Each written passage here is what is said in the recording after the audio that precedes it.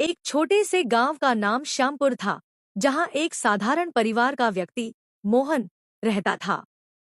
मोहन बहुत ही ईमानदार और मेहनती किसान था, लेकिन पिछले कुछ वर्षों से उसके जीवन में कुछ भी ठीक नहीं चल रहा था।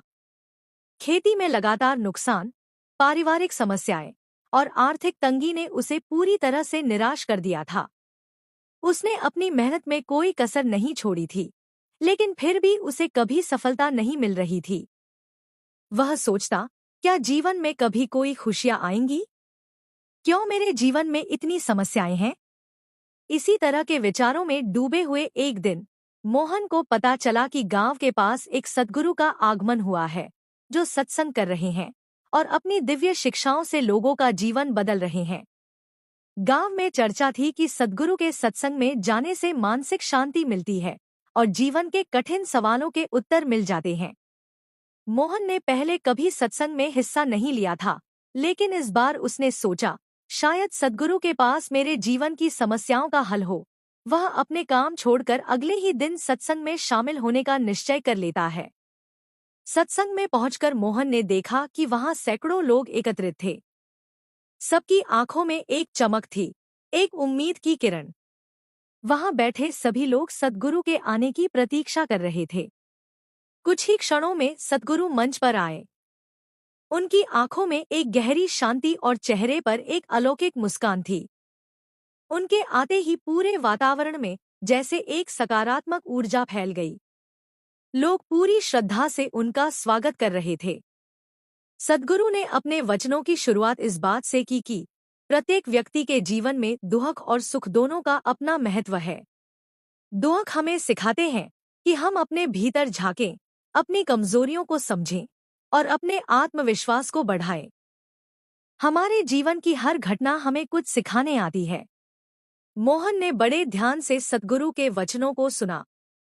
सद्गुरु ने कहा, हम अपने जीवन की समस्याओं को अक्सर बाहर के कारणों पर थोपते हैं, लेकिन वास्तविकता यह है कि समस्याओं का हल हमारे भीतर है। जब हम खुद को बदलने का प्रयास करते हैं, तो धीरे धीरे हमारे बाहर की दुनिया भी बदलने लगती है। अगर हम खुद को, अपने विचारों को, अपने दृष्टिकोण को बदल लें, तो परिस्थितियां भी हमारे अनुकूल होने लगती हैं। सद्गुरु के वचनों ने मोहन के हृदय में गहरी छाप छोड़ी। उसे महसूस हुआ कि अब तक उसने अपने दुखों का कारण दूसरों को समझा था, लेकिन आज उसे पता चला कि शायद वह खुद ही अपनी समस्याओं का कारण है। उसने सोचा, अगर मैं अपने जीवन को सकारात्मक रूप से देखना शुरू कर दूं और अपने दृष्टिकोण में बदलाव लाऊं, तो शायद मेरे जीवन में भी खुशियां लौट आएं। सत्संग के बाद मोहन ने सोचा कि वह सद्गुरु से व्यक्तिगत रूप से मिलकर अपने जीवन के सवालों के उत्तर पूछे। वह सद्गुरु के पास गया और बोला, गुरुजी, मैं एक साधारण किसान हूँ और मेरे जीवन में लगातार समस्याएं चल रही हैं। मैंने हर संभव प्रयास किया, लेकिन सफलता नहीं मिली। कृपया मुझे बताएं कि मैं अपने जीवन को कैसे सुधार सकता हूँ। सद्गुरु ने मुस्कुराते हुए कहा, बेटा, जीवन में सफलता और सुख पाने के लिए सबसे पहले अपने मन में शांति और संतोष लाओ। जब तक हमारा मन अशांत रहेगा, हम बाहरी दुनिया में सुख की खोज करते रहेंगे, लेकिन हमें वह सुख नहीं मिलेगा।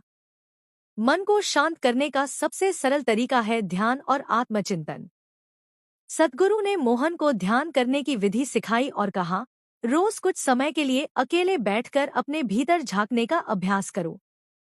अपने विचारों को शांत करो और अपने भीतर की आवाज को सुनो। धीरे धीरे तुम्हें अपने जीवन के हर सवाल का उत्तर मिल जाएगा।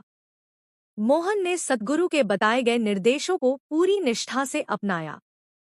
वह रोज सुबह उठकर ध्यान करने लगा और सद्गुरु के वचनों को जीवन में उतारने की कोशिश करने लगा। उसने अपनी सोच को सकारात्मक बना लिया और हर परिस्थिति में शांति बनाए रखने का अभ्यास किया। धीरे धीरे उसने